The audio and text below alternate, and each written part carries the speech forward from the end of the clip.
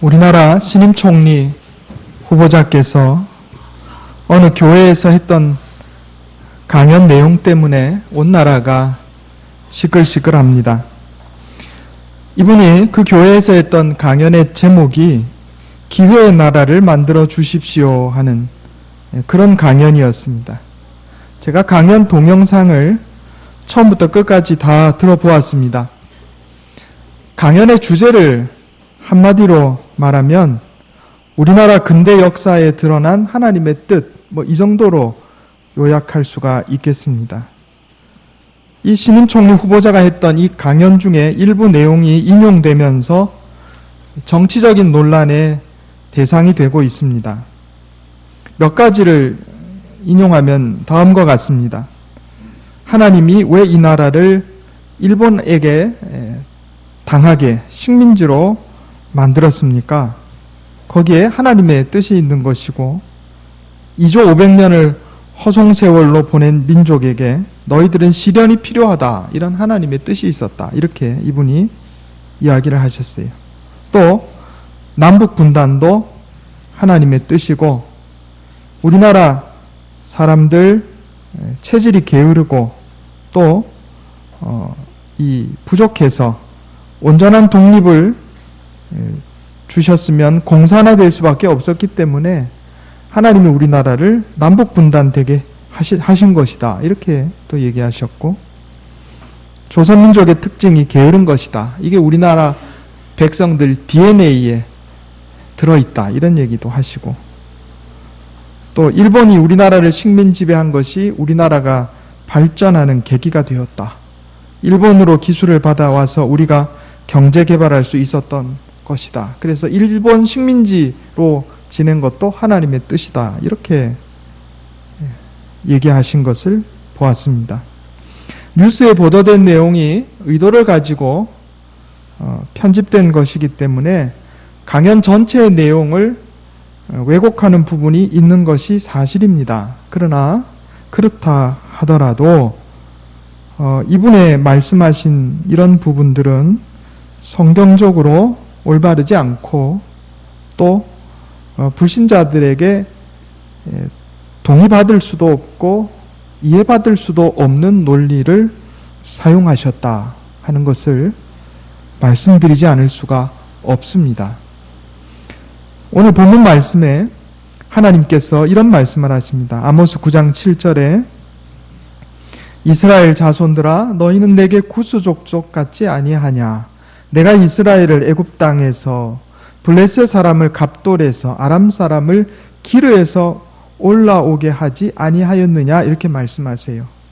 자, 우리가 이해하기로는 하나님께서 이스라엘 백성들을 이집트 땅에서 인도해 내셔서 가나안 땅, 오늘의 팔레스타인 지방으로 하나님께서 이주시키신 것을 성경을 통해서 알고 있습니다. 그런데 오늘 본문 말씀에 보니까 이스라엘을 애굽에서 인도해 내셔서 가나안 땅에 들어가신 바로 그 하나님이 이스라엘 백성만 인도하신 게 아니고 블레셋 사람도 인도하셨다는 거예요. 어디에서?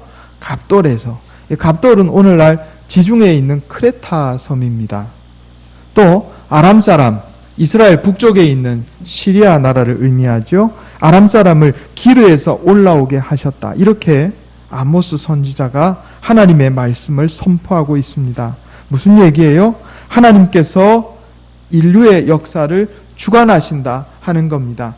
이스라엘 백성만 가나안 땅으로 인도하신 게 아니고 블레셋 족속도 하나님께서 인도하셨고 아람 족속도 인도하셨고 우리나라 한민족의 기원을 오늘날 학자들이 중앙아시아의 바이칼호라고 이렇게 추정을 합니다. 그럼 우리나라는 어디서 온 거예요? 바이칼호에서 한반도로 이주해 온 것이다. 이렇게 볼 수가 있습니다. 오늘 본문 성경 말씀은 우주 만물과 인류의 역사를 섭리 주관하시는 하나님에 대한 선포의 말씀이요 신앙 고백의 말씀입니다. 하나님께서 이스라엘 민족만 섭리 주관하시는 게 아니고 블레셋 족속도 아람 족속도 우리 한민족의 역사 가운데서도 하나님께서 개입하시고 섭리하신 것을 우리가 결코 부인할 수가 없습니다. 아모스 선지자는 그 누구도 하나님의 섭리와 심판을 피할 수 없음을 전하면서 땅속으로 도망해도 소용없고 산 위로 피신해도 소용없다, 이렇게 말씀하셨어요. 그러니까 오늘 말씀에 아모스 9장 5절에 주 만군의 여호와는 땅을 만져 녹게 하사 거기 거주하는 자가 애통하게 하시며 그 온 땅이 강의 넘침같이 솟아오르며 애굽강같이 낮아지게 하시는 이시요 그의 궁전을 하늘에 세우시며 궁창의 기초를 땅에 두시며 바닷물을 불러 지면에 쏟으시는 이다, 이렇게 말씀합니다. 하나님은 이 세상 우주 만물을 다 섭리 주관하실 뿐만 아니라 인류의 역사, 각 국가, 민족의 역사까지도 주관하시는 분이다 하는 말씀입니다. 우리 그리스도인들은 우리 민족의 역사도 저절로 우연히 그렇게 된 것이 아니라 하나님의 섭리 안에서 우리 역사가 이루어졌음을 고백하고 인정해야 합니다. 그러나 아까 말씀드린 것처럼 신임 총리 후보자께서 말씀하신 것은 성경적으로 올바르지도 않고 불신자들에게 동의받을 수도 없고 이해받을 수도 없는 논리를 펼치셨다 하는 겁니다. 왜 그런가? 제가 하나하나 살펴보도록 하겠습니다. 물론 제가 강연을 다 들어보니까 이분이 그런 뜻으로 말씀하신 것은 아니에요.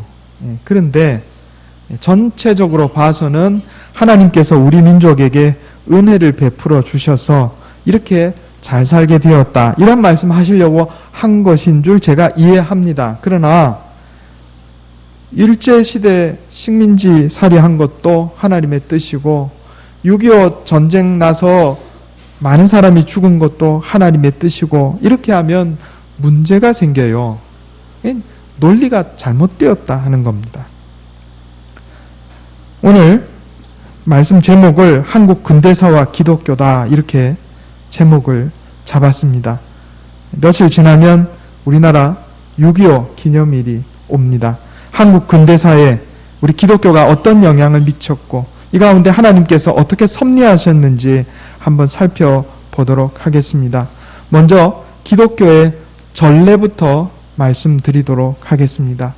우리나라의 기독교가 전례된 것은 1700년대 후반입니다. 1770년대예요. 이것은 기독교의 한 일파인 천주교가 우리나라에 수입되었습니다. 18세기 후반, 1700년대 후반에 유학자들이 청나라에서 당시에 천주교 서적을, 기독교 서적을 수입해 가지고 들어와서 공부를 했어요. 이걸 뭐라고 불렀냐면 서학이다, 이렇게 불렀습니다. 1777년에 권철신이라는 분하고 정약전, 이 정약전이 누구냐 하면 이 정약용의 형입니다. 그다음에 이벽, 이런 분들이 서학 서적을 가지고 어디서 모였냐면은 천지남이라는 데 모였어요. 경기도 광주에 가면 이 절이 하나 있는데 그 천지남이라는 절이 있습니다. 거기서 뭐 했냐면 예배드렸어요. 그러니까 우리나라 역사가 굉장히 특이한 역사입니다. 유학자들이 어디서요? 절에서 뭐 했어요? 예배드렸어요. 유학자들이 절에서 예배드렸어요. 자연스럽게 유교와 불교와 기독교가 여기서 만났습니다. 그런데 여기 특이한 게 뭐냐면 천주교가 우리나라에 전래될 때 신부가 와서 선교한 게 아니에요. 우리나라 유학자들이 청나라에서 기독교 서적을 가져다가 공부하다가 신앙이 생겨가지고 자기들끼리 예배드린 것이 천주교의 시초예요. 이런 나라는 전 세계에 우리나라밖에 없어요. 그러면 프로테스탄트 기독교, 개신교는 어떠한가? 우리나라의 프로테스탄트 기독교가 전래된 것이 1870년대입니다. 천주교보다 한 100년 정도 늦었지요. 우리 개신교의 전례는 북방 루트가 있고 남방 루트가 있어요. 북방 루트는 뭐냐면 이 스코틀랜드 장로교 선교사인 로스라는 분하고 맥킨타이어라는 분이 만주에서 선교했는데, 만주에 살던 한국 사람들이 이분한테 전도를 받아가지고 맨 먼저 뭘 가져왔냐면 성경책을 가지고 우리나라에 들어왔어요. 이분들을 뭐라고 그러냐면 권서라 그랬습니다. 권서. 성경책을 팔면서 전도한 거예요. 그래가지고 우리나라 최초의 기독교 개신교회가 생겼는데 그게 어디에 생겼냐면 황해도 송천이라는 곳에 개신교회가 생겼습니다. 이걸 솔례교회라 그럽니다. 솔례를 한문으로 하면 송천이죠. 여기도 선교사님 없이 교회가 먼저 생겼어요. 남방 루트가 있는데 일본에 유학 갔던 이수정이라는 분이 1880년대 일본인 농학자 츠다 씨로부터 기독교를 접하고 세례받았어요. 그래서 이 이수정이라는 분이 현토 성경, 한문 성경에 한국식 토를 단 현토 성경을 가지고 들어왔어요.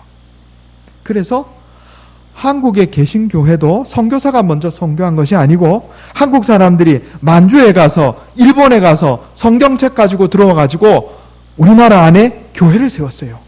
이런 예는 전 세계적으로 한국이 유일합니다. 아주 특별한 민족이에요. 천주교도 그렇고 개신교도 그렇고 한국 사람들이 가서 성경책부터 가지고 들어와서 교리서적부터 가지고 들어와서 우리끼리 교회를 세우고 신부가 들어오는 것은 아주 나중입니다. 개신교 선교사님들이 들어온 것도 아주 나중이에요. 그 다음에 들어온 거예요. 한국의 기독교는 천주교나 프로테스탄트 모두 선교사에 의해 교회가 설립된 것이 아니라 자국민 스스로 신앙을 받아들여 스스로 교회를 설립한 유일무이한 예다 하는 겁니다. 100여 년 전에 우리나라의 상황이 심각했습니다. 임금서부터 시작해갖고 중간에 모든 관리들이 부패하고 백성들은요 살 수가 없었어요. 그래서 동학, 농민난도 일어나고요.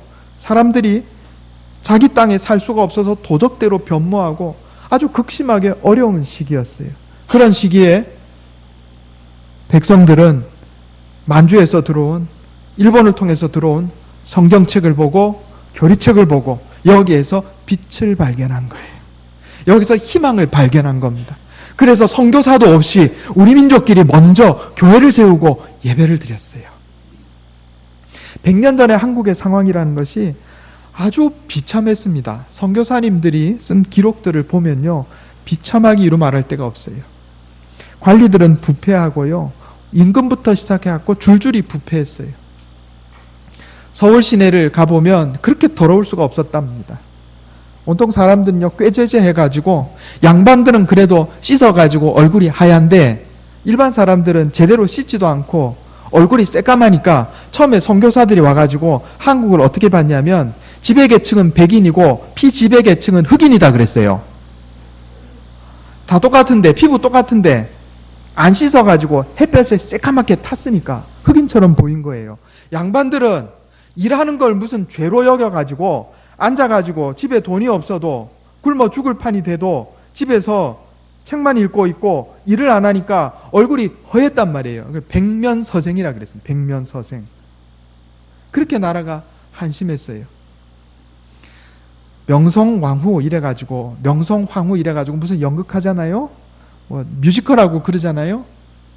우리가 역사를 똑바로 알아야 됩니다. 명성황후 민비가 어떤 사람이었냐 하면요, 당시에 나라에 돈이 없어가지고 또 이 군인들한테 월급을 줘야 되는데 월급을 쌀로 줬단 말이에요. 그런데 나라에 돈이 없어 많이 주지도 못할 뿐더러 중간에 쌀을 다 빼먹어가지고 쌀에다가 모래를 섞어가지고 무게를 맞춰가지고 줬다고요.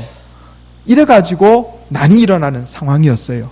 그런데 이 민비라는 분이, 명성황후라는 분이 뭐 했는지 아세요? 금강산 12,000봉에다가 봉우리 하나에 쌀 한 섬씩 갖다가 무당해가지고 거기서 굿했어요.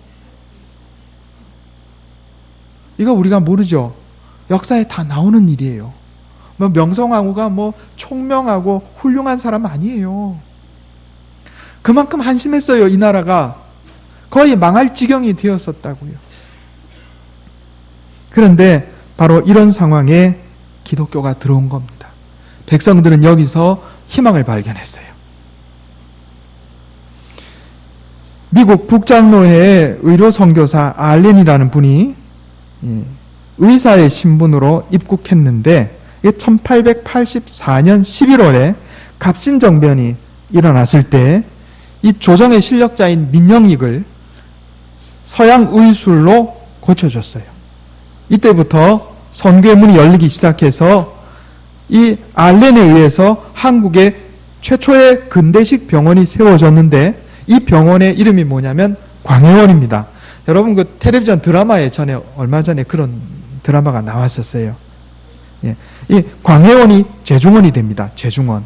그리고 이 제중원이 훗날 세브란스 병원이 되는 거예요. 그리고 언더우드 선교사는 이 나라에 들어와 가지고 고아를 모아놓고 기숙 학교를 열었어요. 그래서 이것이 경신학교가 시작된 것이고 이 경신학교가 발전해서 연희 전문학교가 된 겁니다. 그래서 이 세브란스 의과대학하고 연희 전문학교하고 합해가지고 연자, 세자 붙여가지고 연세대학교가 된 거예요. 감리교 선교사 아펜젤러는 영어를 배우기 원하는 학생들을 모아놓고 서울 정동에서 학교를 시작했는데 이게 배제학당입니다. 오늘날 배제고등학교, 배제대학교예요. 선교사들이 우리나라에 와가지고 뭐 했냐면요. 먼저 병원 세우고 그 다음에 학교 세우고 그리고 교회를 세워서 복음을 전했어요. 이걸 뭐라 그러냐면 트라이앵글 메서드라 그럽니다. 따라해 보겠습니다. 트라이앵글 방식. 트라이앵글이 뭐예요? 삼각형이죠? 삼각형. 성경 하나 찾아보겠습니다. 우리 마태복음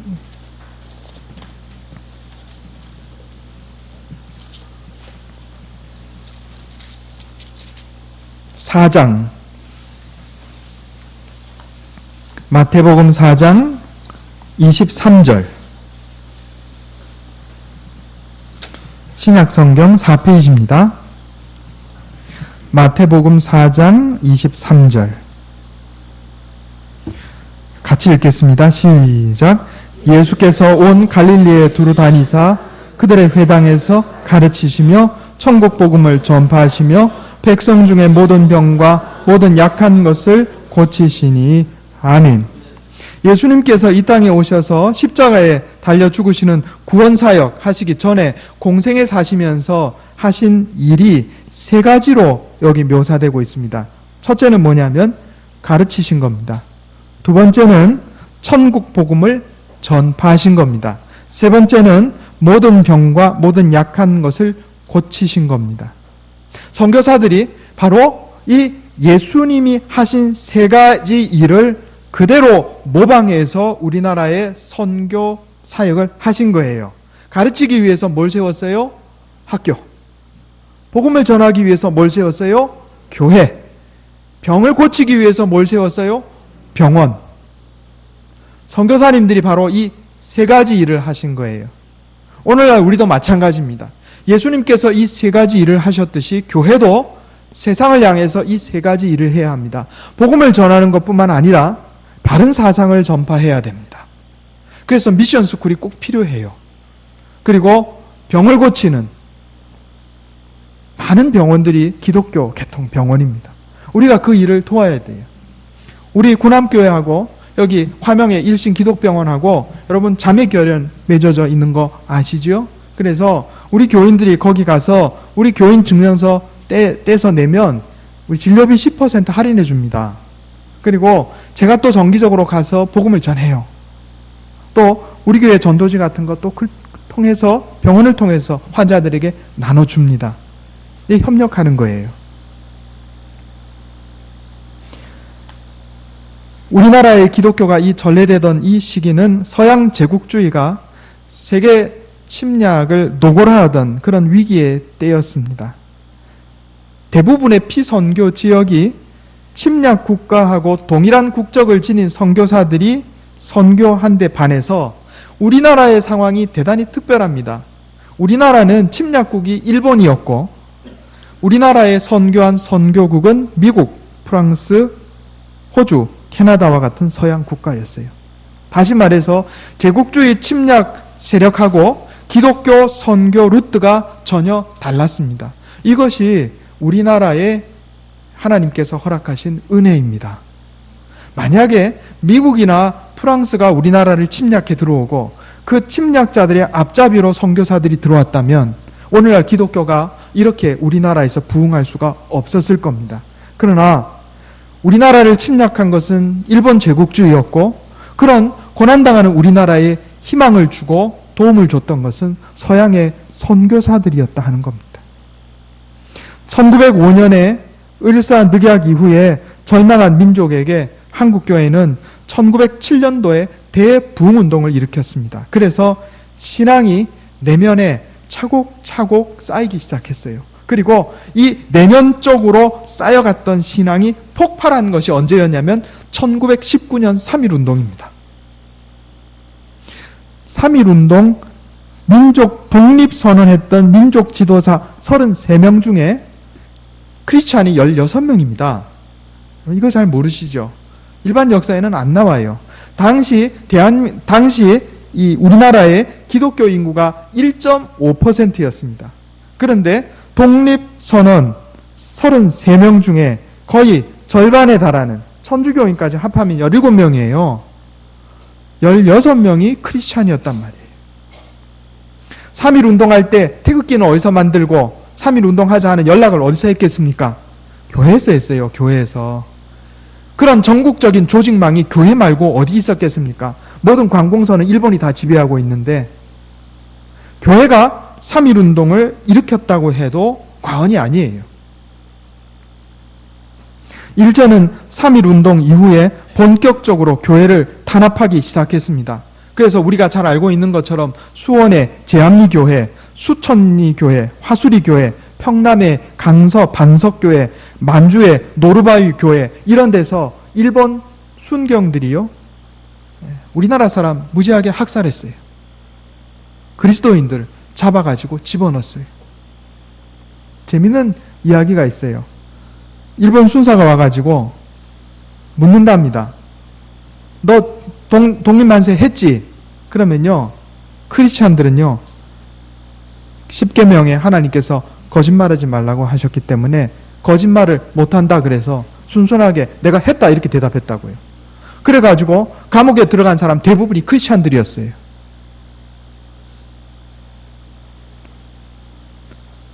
일본의 침략과 지배가 하나님의 뜻이라고 주장하면 독립운동은 그럼 하나님의 뜻을 반역한 것이 됩니다.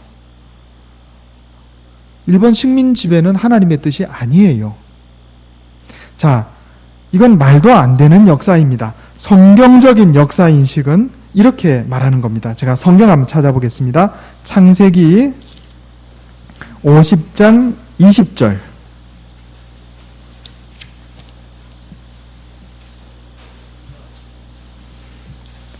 구약성경 80페이지입니다. 창세기 50장 20절. 19절, 18절, 19절, 20절. 창세기 50장 18절, 19절, 20절. 제가 한번 읽어보겠습니다. 눈으로 따라 읽어주시기 바랍니다. 그의 형들이 또 친히 와서 요셉의 앞에 엎드려 이르되 우리는 당신의 종들이니이다. 요셉이 그들에게 이르되 두려워하지 마소서. 내가 하나님을 대신하리이까. 당신들은 나를 해하려 하였으나 하나님은 그것을 선으로 바꾸사 오늘과 같이 많은 백성의 생명을 구원하게 하시려 하셨나니. 아멘. 요셉의 형들이 요셉을 죽이려고 하다가 이집트의 노예로 팔아버렸습니다. 왜 그랬어요? 미워서. 그런데 요셉이 이집트의 노예로 팔려가가지고 거기서 하나님의 은혜로 이집트의 총리가 됩니다. 그래서 요셉이 이집트의 총리가 되어서 자기 가족들도 다 먹여 살리고 주변에 굶어 죽어가는 많은 사람을 구원하게 하셨어요. 자, 그럼 제가 한번 질문하겠습니다. 요셉이 이집트에 가서 총리가 된 것은 요셉의 형들의 공로입니까? 요셉의 형들의 공로입니까? 아니에요. 요셉의 형들의 공로가 아니에요.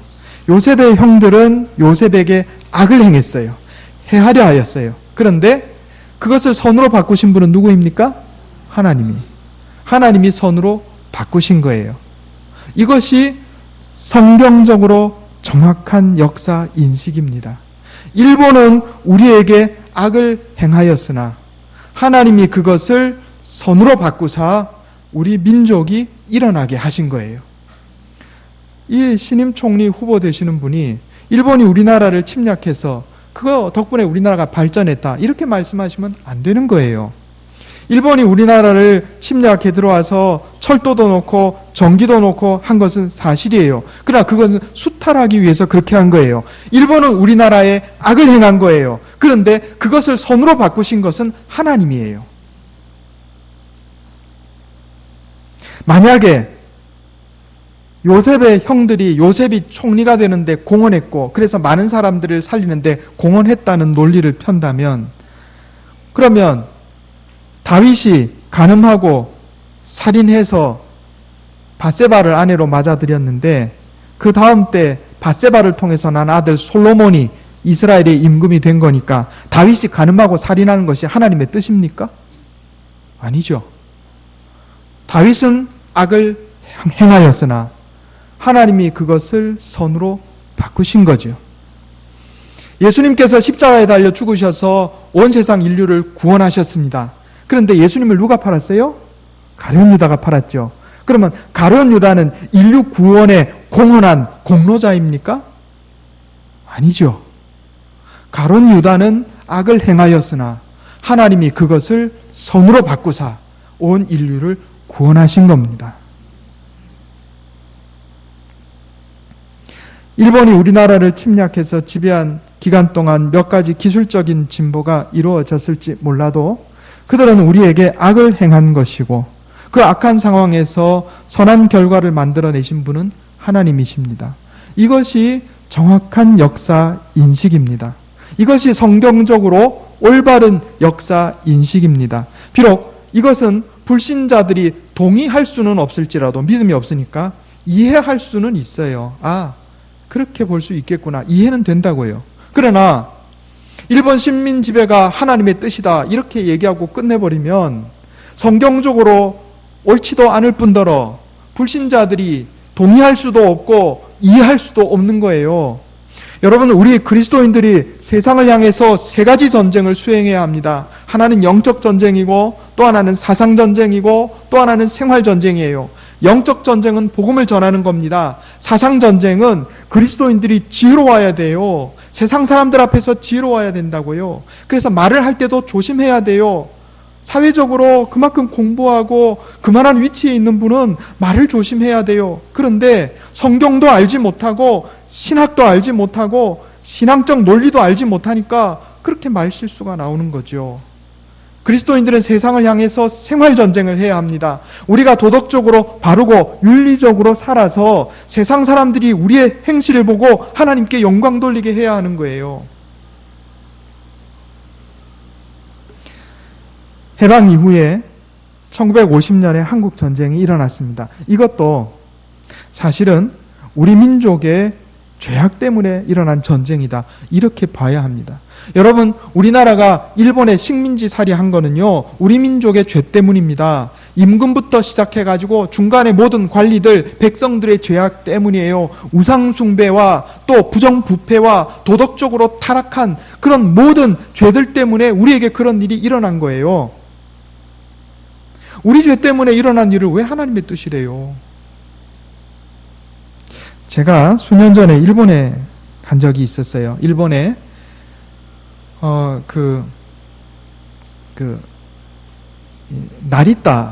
나리타라는 지역에 나리타 공항에 내려서 그쪽에 우리 선교사님 제가 뵈러 간 적이 있었어요. 우리 선교 활동도 하고 그리고 동경에도 가봤어요. 제가 일본의 공항에 비행기에서부터 일본을 이렇게 바라보고 공항에 내리고 일본 도심지에 가보면서 제 마음속에 무슨 생각이 들었는지 아세요? 죄송합니다. 제 표현이 좀 직설적으로 말씀드리겠습니다. 아, 이래서 우리가 일본한테 식민지살이 했구나 싶더라고요. 도로에 휴지 한 장 없어요. 도로가 얼마나 깨끗하게 정비되어 있는지 몰라요. 휴지 한 장 없어요. 여러분, 우리 동네 휴지 얼마나 많은지 아세요? 지나가다가 담배 피다가 이게 우리 수준이에요. 중국 가면 더 지저분합니다. 우리는요, 딱 일본하고 중국 중간이에요. 우리 수준이 그래요. 도로 도로 포장하는데요. 여러분, 우리나라에 도로 중간에 문제가 생기면 이거 파내가지고 다시 포장하잖아요. 예. 그런데 포장한 곳이 높아가지고 울퉁불퉁합니다. 일본 어떤지 아세요? 도로 포장 작업 밤에 합니다. 밤에. 낮에 안 하고. 밤에 파가지고 덜 됐잖아요. 그럼 다시 흙 덮어가지고 깨끗하게 마무리 해놓고 다음날 다시 파요. 그리고 포장한 부분이 땜빵한 자국이 전혀 없어요. 돈은 똑같이 들여서 하는 공사예요. 돈은 똑같이 들여서 하는 공사인데 일본 사람들은 그렇게 완벽하게 깔끔하게 하고 우리는 맨날 울퉁불퉁해. 보도블록 보셔요. 공사해 놓은 거. 엉망이에요. 돈은 똑같이 들어요. 그게 뭐예요? 정신 상태의 차이예요. 그나마 우리나라에 기독교가 들어와서 사람들이 많이 정직해지고 도덕적으로 많이 바르게 살고 그렇게 된 거예요. 물론 오늘날 우리 기독교에 문제 많습니다. 그러나 적어도 지금까지는 그랬다 하는 거예요. 1950년대 한국 전쟁은 한국 민족사 최대 순환이며 위기였습니다. 전쟁이 시작된 이후에 북한 지역에서 남한 지역에서 북한 공산군이 점령한 남한 각 지역에서 기독교인들이 집단적으로 학살당했습니다. 교회당은 파괴당하고 피난을 가지 못한 기독교 지도자들이 납북되었습니다. 한국전쟁이 하나님의 뜻인가요? 아니요. 한국전쟁은 우리 민족의 죄악 때문에 일어난 일입니다. 그럼 우리가 아직 정신 차리지 못하고 형제끼리 화합하지 못하고 여전히 사회가 부정부패했기 때문에 일어난 일이에요. 우리 요나서 2장 3절 한번 보겠습니다. 요나서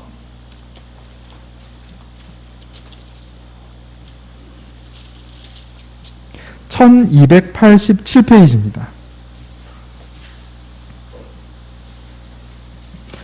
1287페이지 요나서 2장 2절 3절 요나서 2장 3절 4절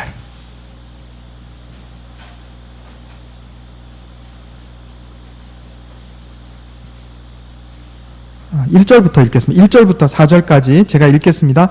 1287페이지 눈으로 한번 잘 따라 읽어보세요. 요나가 물고기 뱃속에서 그의 하나님 여호와께 기도하여 이르되 내가 받는 고난으로 말미암아 여호와께 불러 아뢰었더니 주께서 내게 대답하시고 내가 스올의 뱃속에서 부르짖었더니 주께서 내 음성을 들으셨나이다. 주께서 나를 깊음 속 바다 가운데에 던지셨으므로 큰 물이 나를 둘렀고 주의 파도와 큰 물결이 다 내 위에 넘쳤나이다. 내가 말하기를 내가 주의 목전에서 쫓겨났을지라도 다시 주의 성전을 바라보겠나 하였나이다. 아멘. 여러분 이 요나 이야기 다 아시죠? 하나님께서 요나를 너 니느웨 가서 예언을 해라 이렇게 명령을 내리셨는데 요나가요 니느웨 성 망해라. 내가 예언해서 괜히 회개하면 하나님께서 용서해 주실라. 니느웨 성 망해라. 그리고 도망을 갔어요. 어디로 갔냐면 다시스로 도망가느라고 배를 탔단 말이에요. 그런데 배를 타서 다시스로 도망가는 중에 태풍이 불어가지고 이게 도대체 누구 때문에 이런 일이 일어난 일이냐 하고 제비를 뽑아보니까 요나가 걸렸단 말이에요. 그 요나가 설명합니다. 내가 하나님 말씀에 불순종해서 다시스로 지금의 저기 스페인 지역이죠. 다시스로 가려고 하다가 결국 이런 일이 일어난 겁니다. 그래가지고 결국 그 배에 탄 사람들이 요나를 바닷물에 던져요. 그런데 하나님께서 요나를 죽게 내버려 두지 않으시고 큰 물고기를 보내서 요나를 삼키게 하셨고 니누에다가 토해내게 하셨단 말이에요. 이게 요나서의 내용입니다. 그런데 요나가 물고기 뱃속에서 하나님 앞에 기도한 내용이 오늘 본문에 금방 읽어드린 말씀입니다. 그런데 신학자들이 이 요나의 기도를 어떻게 제목을 붙이냐면 이렇게 제목을 붙여요. 요나의 위선적인 감사기도. 한번 따라해 보겠습니다. 요나의 위선적인 감사기도. 그냥 감사기도가 아니고 위선적인 감사기도래요. 그 왜 그런가? 2장 2절에 보면 요나가 이렇게 기도합니다. 2장 3절에 이렇게 기도합니다. 주께서 나를 깊음 속 바다 가운데 던지셨으므로. 하나님이 요나를 바다에 던지신 적이 없어요. 자기가 하나님 말씀 안 듣고 니느웨로 가라는 거 다시스로 가다가 태풍 만나가지고 나머지 사람들이 이 일을 어떻게 해결할까? 그러니까 요나가 나를 바닷물에 던지면 태풍이 잠잠해질 것이다. 그래가지고 자기가 바닷물에 빠져진 거예요. 하나님이 요나를 바다에 빠뜨리신 적이 없다고요. 그런데 왜 요나는 하나님이 자기를 바닷물에 빠뜨렸대요? 또 3절에 4절에 내가 주의 목전에서 쫓겨났을지라도 이렇게 기도합니다. 하나님이 요나를 쫓아내신 적이 없어요. 요나 지가 니누에로 가라는 거 바득바득 우기고 다시스로 도망갔죠. 자기가 도망갔는데 하나님이 자기를 쫓아냈대요. 하나님이 우리나라를 일본의 식민 지배 당하게 그렇게 하신 게 아니에요. 우리가 죄를 지어서 그런 재앙을 만난 거예요. 근데 왜 하나님이 우리 일본 식민 지배 당했다고 하느냐고요. 하나님이 일본 식민 지배 당한 게 하나님의 뜻이라고 말하냐고요. 또 6.25 전쟁은 우리 민족의 죄 때문에, 우리의 죄 때문에, 물론 서방 열강들의 문제도 있습니다. 그러나 궁극적으로 우리 민족의 죄 때문에 일어난 거예요. 그런데 왜 6.25가 하나님의 뜻이라고 얘기하느냐고요. 그렇게 얘기하면 회개할 이유가 없어집니다. 하나님의 뜻인데 뭘 회개해요? 하나님이 그렇게 만들어 놓으신 건데. 대단히 어리석고 엉터리 역사 해석이 나오는 겁니다. 일본 식민 지배나 한국 전쟁은 우리의 죄악 때문에 일어난 일입니다. 그러나 하나님께서 그 가운데서도 우리에게 은혜를 베푸셔서 그것조차 선으로 바꾸사 오히려 일본 식민 지배의 경험을 딛고 일어나서 우리나라의 산업이 발전하게 해주셨고, 남북 간의 비참한 동족 상잔의 전쟁을 통해서 오히려 우리가 공산주의의 문제점을 발견하게 되고 또 더 나은 방향으로 가게 되도록 하나님께서 악을 선으로 바꾸신 거예요. 죄는 우리가 지었고 하나님께서 그 죄악을 선으로 바꾸신 거예요. 이것을 인정하지 않으면 하나님이 죄악의 조성자가 되어버립니다. 그리고 우리는 회개할 필요가 없게 되는 거예요. 유감스럽게도 제가 이분의 강연 동영상을 살펴보니까 회개하자는 얘기가 없더라고요. 회개하자는 얘기가 없어요. 미래를 위해서 기도하자는 얘기는 있는데 회개하자는 얘기는 없어요. 왜 회개하자는 얘기가 없을까요? 일본 식민 지배도 하나님의 뜻이고 6.25도 하나님의 뜻인데 거기 회개할 게 뭐 있겠어요?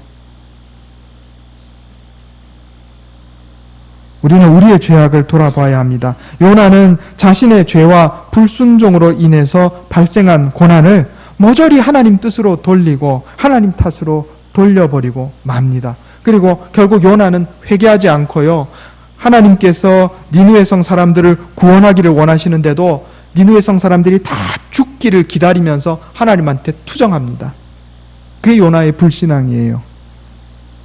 그릇된 역사 인식은 자신의 죄에 대한 고백과 철저한 회개는 외면하고 모든 비극을 하나님 탓으로, 하나님 뜻으로 돌려버립니다.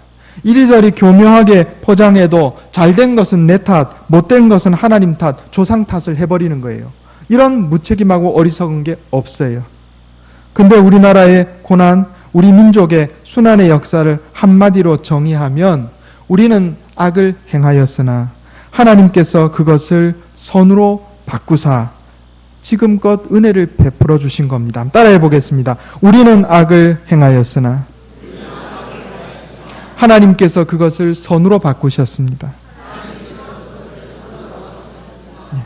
올바른 역사인식 안에서 나라와 민족을 사랑하며 민족의 부흥을 위해서 기도하며 노력하는 저와 여러분 되시기를 예수님의 이름으로 축원합니다. 기도하겠습니다. 하나님 아버지, 하나님께서 세상 만물을 섭리 주관하시고 인류의 역사도 섭리 주관하심을 깨닫게 해주시니 감사합니다. 그러나 주님께서 우리에게 자유의지를 주시고 하나님 말씀 따라 행하도록 명령하셨는데도 불구하고 우리가 불순종하여 재앙을 당하고 고난을 당하고 나서 그것이 하나님의 뜻이었다, 하나님 탓으로 돌리며 회개하지도 않는 악을 행하고 있음을 주님 앞에 고백합니다. 주님, 우리의 어리석음을 불쌍히 여겨주시고 하나님 말씀으로 우리를 깨우쳐 주시옵소서. 일본의 식민 지배의 비참한 역사, 동족 상잔의 비참한 역사가 우리와 우리 조상들의 죄악으로 인한 것임을 고백합니다. 주님, 우리가 우상 숭배하고 우리가 도덕적으로 타락하였으며 우리가 거짓말하고 사기치고 살인하며 이로 말미암아 우리에게 재앙이 왔던 것임을 다시 한번 주님 앞에 고백합니다. 우리가 죄를 짓고 악을 행하였으나 그러나 하나님은 그것조차도 선으로 바꾸사 우리에게 은혜 베풀어 주시고 우리나라를 이만큼 발전시켜 주시니 감사합니다. 주여, 우리가 하나님의 백성으로서 하나님 우리에게 주신 생명의 말씀을 지키고 순종하며 살게 하여 주시옵소서.